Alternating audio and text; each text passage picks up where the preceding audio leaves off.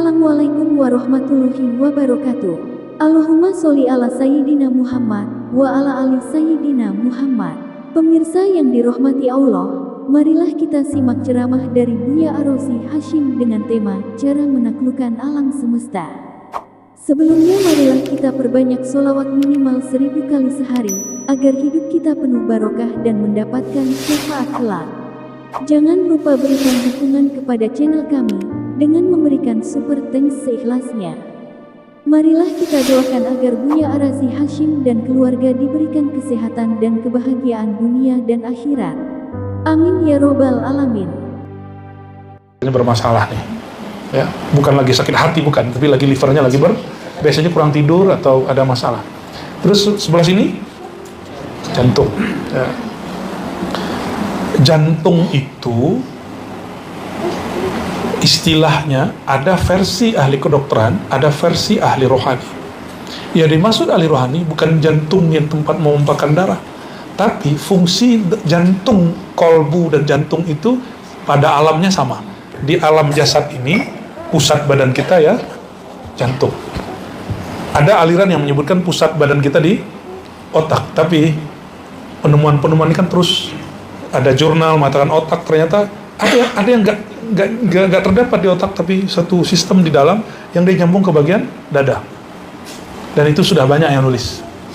Ya, mereka ini kan menghindari bahasa-bahasa agama, tapi mereka menemukan ada yang disebut kesadaran.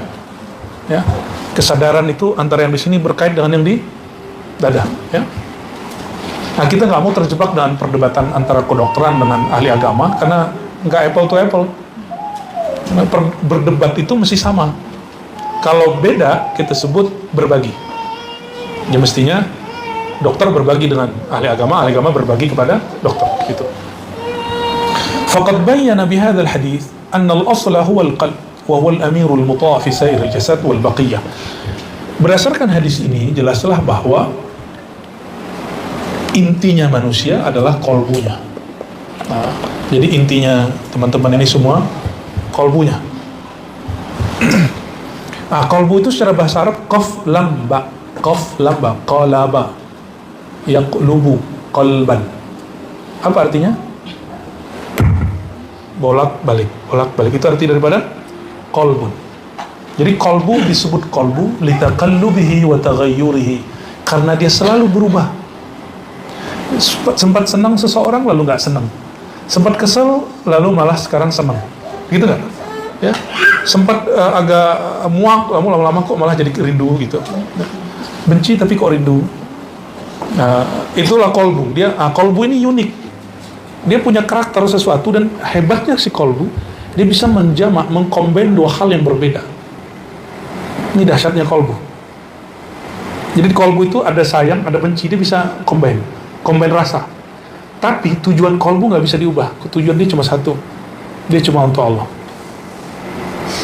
Nah, apabila orang terjebak di rasa lalu melupakan Allah sumber rasa, nah disitulah yang disebut ulaika fi dhalalin mubin. Mereka itu tersesat dan sesatnya nyata.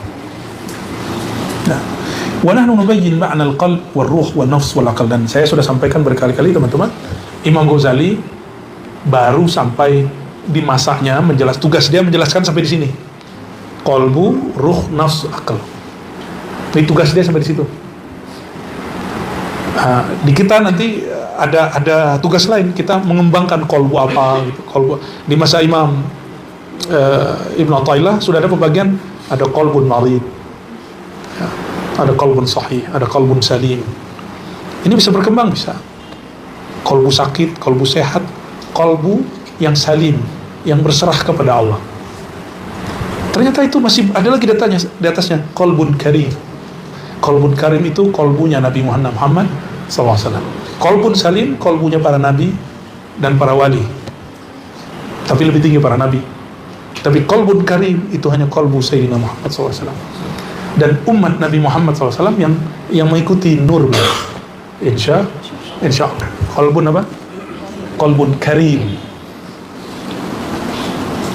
Lalu beliau menjelaskan apa itu kolbu, ruh, nafs, akal. Ya, seakan-akan ada kemiripan tapi beda sebenarnya. Walafzul awal lafzul qalb wa huwa yutlaqu ala ma'nain. Qalbu itu ada dua makna. Ya, al-lahmu as-Sanubari. Ya. Ada yang berarti jantung.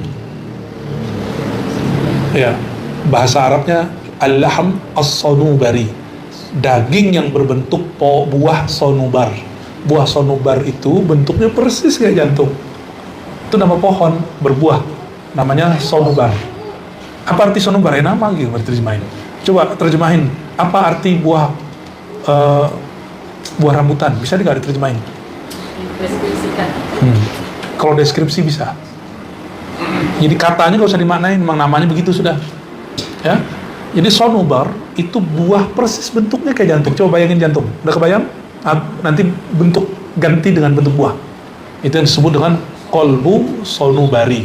Jadi ada kolbu hati nurani, ada hati sanubari. Hati sanubari itu hati jantung, kolbu. Jadi kalau disebut kata dokter sakit jantung, gejala jantung, gitu ya. Abu Yazid Muhammad al-Maliki ketika meninggal, dokternya cuma bilang gagal jantung. Ya iyalah, semua orang meninggal gagal jantung.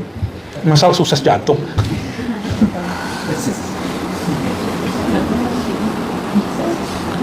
Asyakal al-muwadda' fil janib al-aysar min as-sadr. Nah, coba perhatikan deh. Jantung itu, kata Imam Ghazali ini ternyata dia ngerti ilmu biologi dan belajar kedokteran dengan baik. Adalah syakal, satu benda yang muwadda', yang terletak fil janib al-aysar, di dada bagian kiri min as-sadr, ya. Fi batinihi, di dalamnya sedikit tajwif, ya, terlindungi oleh rusuk ini, yaskunuhu damun aswad, yang mana di dalamnya masuk, ya, darah hitam. Masuk darah kotor. Dulu itu darah kotor disebut darah hitam. Benar nggak Bu Dokter? Ya benar ya. Ntar tolong dibenerin, ini kan versi lama. Kali dalam kedokteran ada perkembangan baru. Jadi dimasuk ke apa namanya? Ada bilik gitu ya. Ada apa namanya sebelum masuk ke bilik itu? Serambi masuk bilik. Imam Ghazali cerita itu di kitab yang satu lagi. Ya. Jadi kalau disebut ruh dalam ilmu kedokteran lama itu kaitannya dengan darah. Nyawa gitu. Spirit itu orang dulu memaknai kaitannya dengan apa? Darah. Karena darah itulah yang dipompa di dalam jantung. Jadi lebih utama darah atau jantung?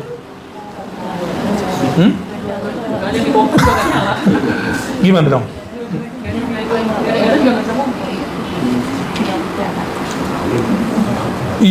Jadi yang produksi darah itu apa, Dok? Sumsum tulang belakang.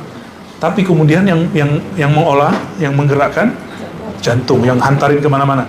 Makanya kalau orang-orang Padang tuh rata-rata kan suka tensi tuh, ya. Ini kebanyakan makan ini gulai sama rendang yang sudah dihangatin kedua kali, ketiga kali. Jadi kolesterolnya tinggi. Jadi tensinya tinggi. Kenapa? Kalau nggak tinggi, nanti darahnya nggak bisa nembus sampai ke ujung. Alasannya gitu. Ya, darahnya kental. Jadi dia mesti mendorong gitu. Ngeles. Tapi itu beneran loh ya. Makanya kadang-kadang obat penurun tensi itu nggak semuanya efektif, baik. Hati-hati. Ya, ini pengalaman kita dengan teman-teman kita. Harus berdasarkan fatwa dokter.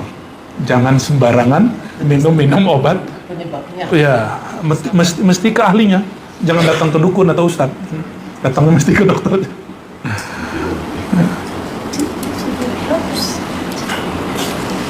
Ala hadha syakal aidan mawjud lil bahaim wal mauta. Ini kata beliau nih. Sayang, kata beliau, jantung begini juga ada pada hewan dan orang yang mati. Berarti bukan itu sirnya manusia. Karena juga ada pada si guguk, ada pada kucing, ada pada ayam. Pada senang kan makan jantung ampela. Enak bener tuh. Dan itu modusnya orang tua-tua dulu ngomong gini, anak kecil nggak boleh makan, tua-tua aja. Nanti jadi nakal katanya. Padahal sulit dicerna. Atau yang kedua, emang enak. Saya masih ingat waktu kecil orang tua ngomong gitu. Tapi kalau Imam Ghazali ngomongnya apa? Hendaklah kalau makan daging dikunyah dengan halus. Jangan sampai ngunyah daging yang belum halus. Karena itu mencederai, membuat berat. Ini kata beliau, dia adabul akal, adab makan.